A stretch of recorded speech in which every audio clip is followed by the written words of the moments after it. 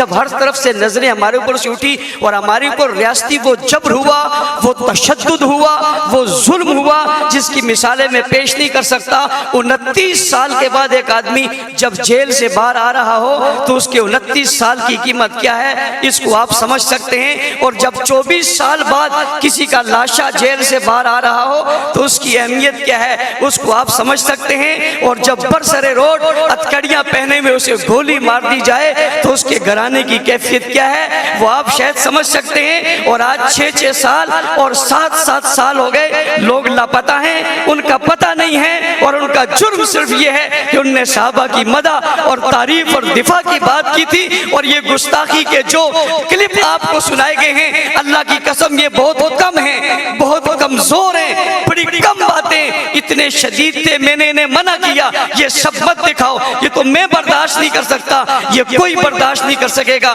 جذبات قابو میں نہیں رہیں گے، ان لاشوں، ان جوانوں،